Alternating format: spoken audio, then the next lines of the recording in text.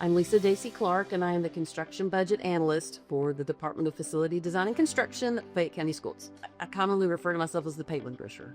So I work on contracts, I work on all the paperwork, not the design paperwork, but the contractual paperwork, change orders, that kind of thing, and also do all the accounts payables for all the construction projects.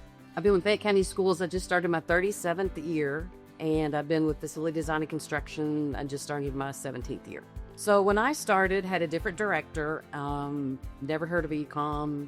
We really weren't working with a lot of software in general besides Microsoft. And I didn't know construction administration of any type. So there was a huge learning curve for that. And we housed paper everywhere. Everywhere. So when Melinda joined the team and she said she was bringing eComm, I told her I was hesitant because it's a new software, but once I started learning it, when COVID hit, like a year after Melinda came, it was a lifesaver. We lived in eComm because we were both at home working and we communicated through eComm. I don't think we would have been successful at all of finishing projects during the COVID time if it wasn't for eComm.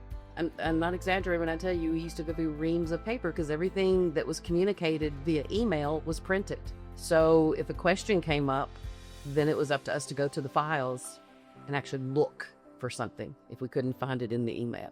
So now it's just all housed in eComm with the great search feature. That's very beneficial.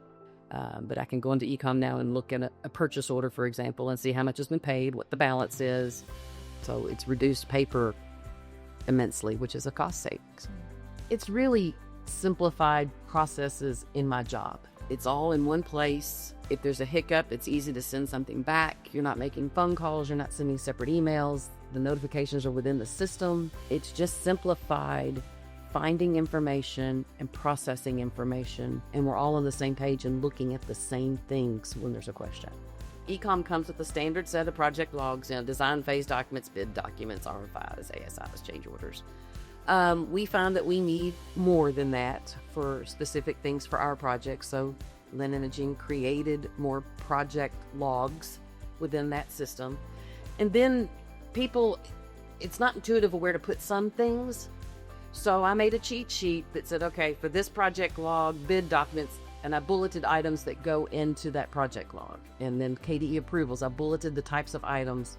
So you house that on the front of our dashboard. And if anybody ever has a question, they should be able to click on that and say, where does this document go? And click on it, and they should be able to figure out where we want it so that we can find it in 5 years. And it's all right there. You can trace the process of how it was approved or sent back, I think it's just straightforward in finding how an issue happened and what was done about it and how it was rectified.